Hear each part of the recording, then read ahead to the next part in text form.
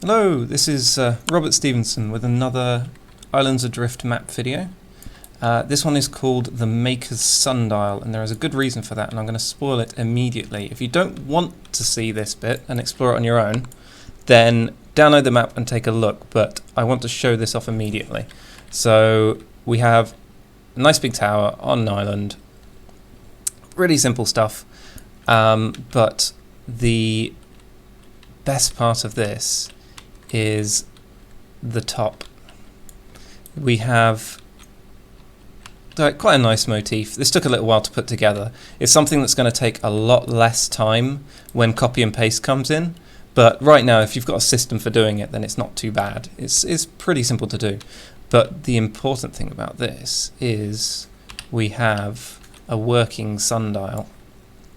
Now, as this whole tower has been designed so that the sun, as it passes overhead, will cast through the gaps in the roof, and you can see that at the bottom. You have the light which travels across, and I'll just set that going. In fact, so I'll set it going slowly. You'll see. Where is it? Where is the? I set it back too far. Hang on. And there it is.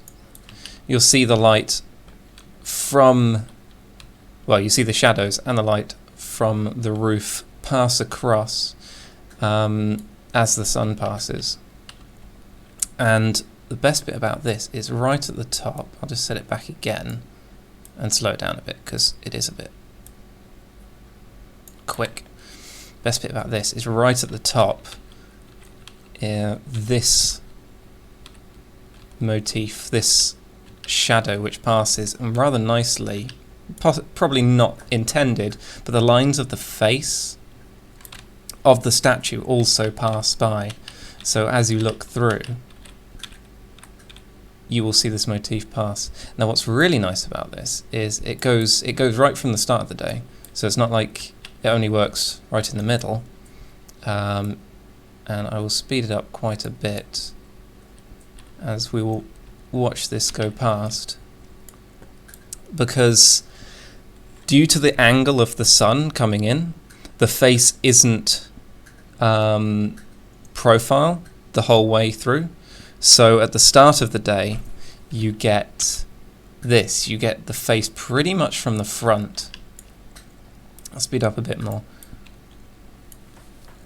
And as the day passes by, due to the angle of the sun changing, so the angle of the shadow changes as well, and you end up with quite a cool effect. So I'll just let this pass. There's a point I found out from this. There's that point there.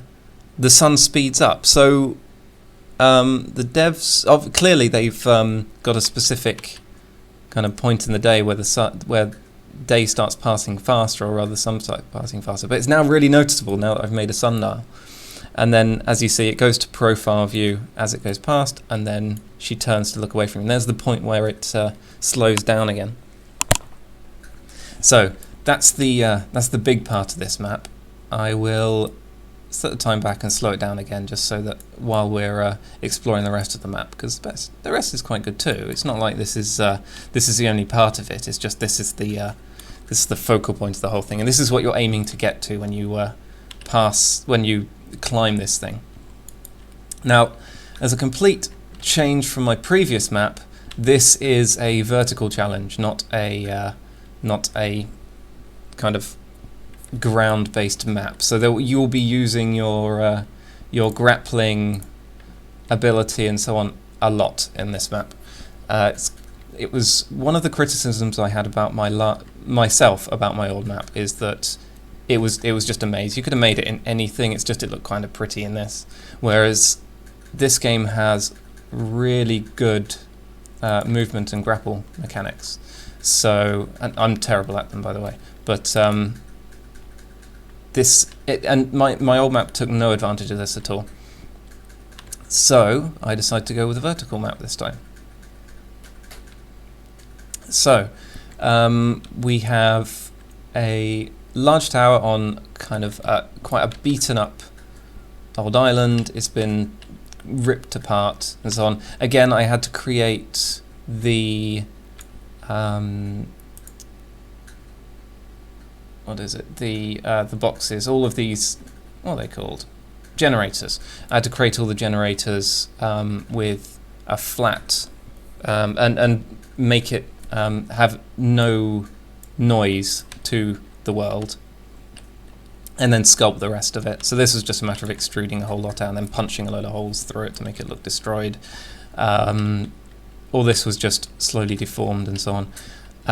One criticism I have about the game right now is that you have the option to make a capsule, and although this says it looks like a cylinder, it's not, it's a capsule. In the next update we get for the map creator, the island creator, the graphic will reflect that you're making capsules. The thing is, it's really easy to make a cylinder into a capsule. It's basically impossible to turn a capsule into a cylinder if you want to, in certain ways. So if you were to making this tower, what I want for this is a cylinder with a rounded top and a flat bottom. That's what I'm after, because the ground I need to be flat because I want to put a load of stuff on it, and the top I want to be a dome. Well, if you have capsules in the game, you can do the top bit but not the bottom bit. If you've got cylinders in the game, you can do the whole thing by just shoving a sphere on top. So I'm not entirely sure why you have the option of doing a capsule but not a cylinder. But hopefully we'll get that in future. So that's one thing that I would like to see changed. To get around this, I had to do something rather silly, and that is to... Oh god, you can't... Can you see? I think you can see. I put lots and lots and lots of squares in it, or cubes in it, and extruded them into the shape of the tower, and then put a sphere on top of it and another sphere to kind of break up the hole at the top. But it meant that I could have a flat bottom. But what it a flat bottom to the tower.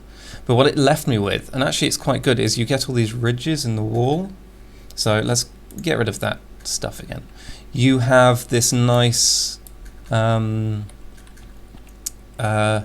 textured effect all the way around. So we've got these like, I don't know, these ridges in the walls. That's quite good. It's just kind of a leftover kind of part of using all of those cubes rather than the cylinder, but it allowed me to have the flat bottom to this thing. And I know what you're saying is that you could use the problem was that I can use a cylinder to make the walls, but I can use a capsule to make the walls and everything, but I can't use a reduced the excluded capsule to make the inside, because it would leave a hollowed out bottom to the tower. And you can delete land, but you can't put land back in over deleted land using the generators. Right, enough about that. Let's get back into this. So we have a very large building, which has been destroyed. Basically, all the floors have collapsed. All of the ceilings have fallen in. And we've got a load of rubble on the ground and everything. And everything is built around the idea of the sundial. So right in the middle here, we have... Oh, still on that. Actually, I'll change to that mode and then to that mode, and then it won't happen again. So we have everything's kind of built around the idea of the sun. So because it's the sundial, the center motif here, the fountain, I have put different color flowers in to kind of represent the sun, and then it's in that kind of shape. It's in that kind of star shape that you get, that everyone recognizes. And the same is true on the top. You have the face, but everything else has the this kind of radiant quality to it. I will put the popping back again. It looks really good at night, but I'd rather it was we were running around during the day in this. For now, I'll show it off at night in a minute. There are some large structures in here. So we have, unlike the map, the maze map, I've included some of the larger pillars and that sort of thing. Since this is a big map, if I was only using these small blocks, I would have to place so many of them, and it's nice to have some big like features to this.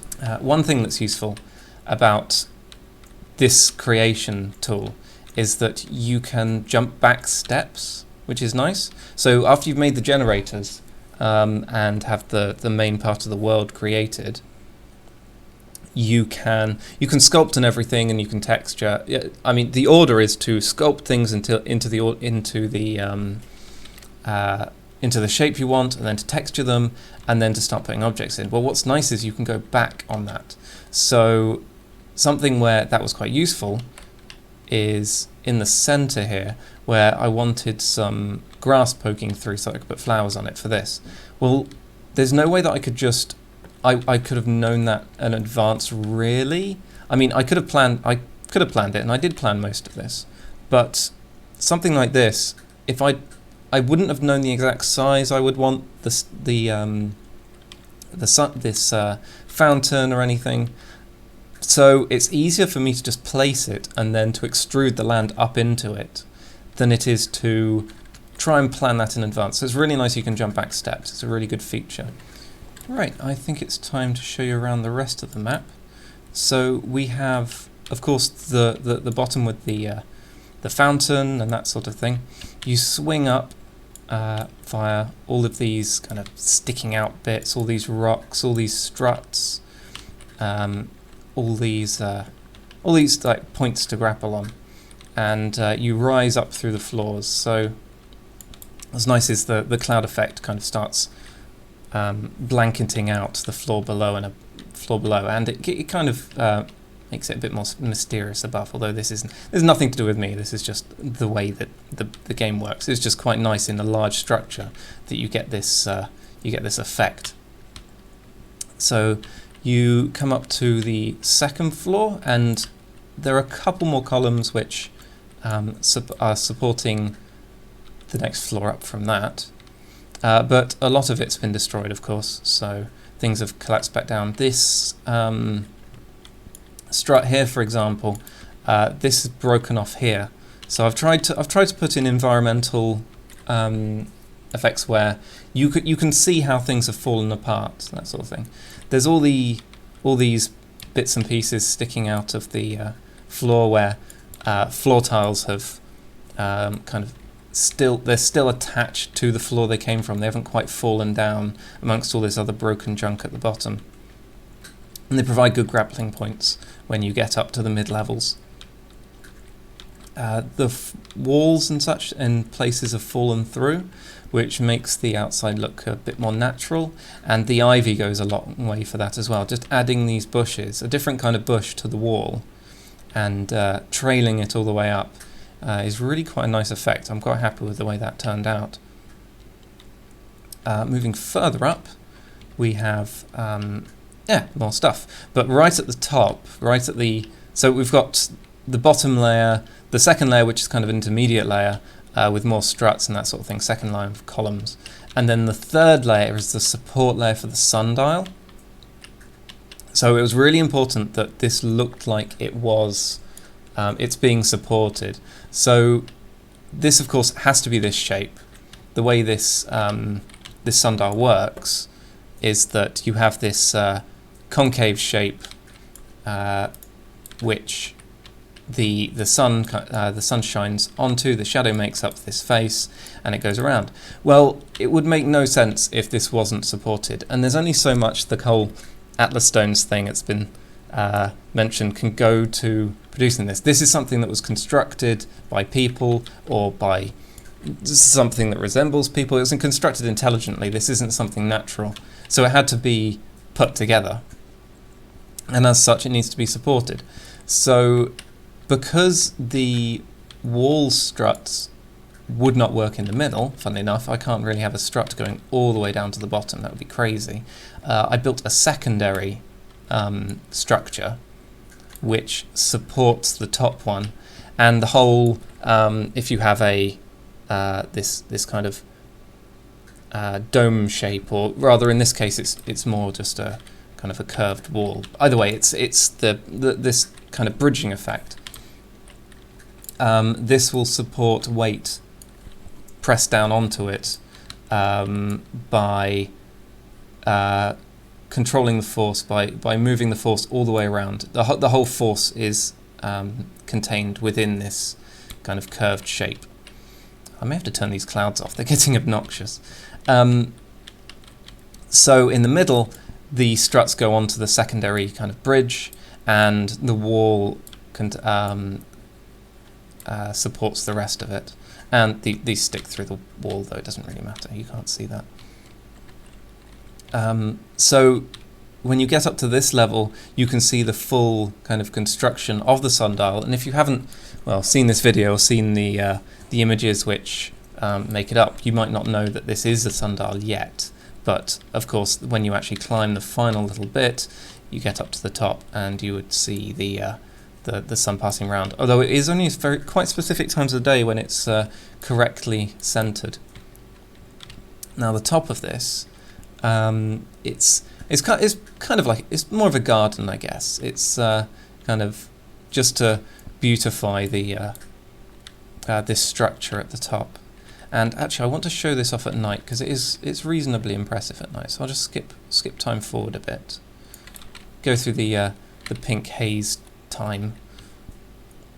I was just recording and saying it was a bit of a shame that the moonlight doesn't quite meet the statue in the middle, and said that the if I'd made the doorway slightly taller, then that would be the case. Well, I've just done that. So now the center of this will light up rather nicely whenever it's night time.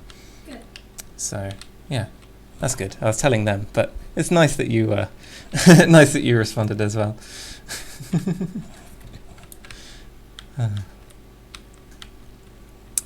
So yes, now you can see the light that comes from the moon over that side. I think if I turn the clouds off, yeah, there we go. The moon is there. It's really hard to know. Yeah, there we go. So you can see how the light now brightens up this area during the night. So that's good. And I think with that, I will end this video. Thank you for watching. It's going to take me a little longer to make these maps now, unfortunately, since I shall be going back to work. But I will keep going because this is a really nice program, and I get to flex my level design muscle within it. So it's a good little thing. So this is Robert Stevenson saying goodbye. Goodbye.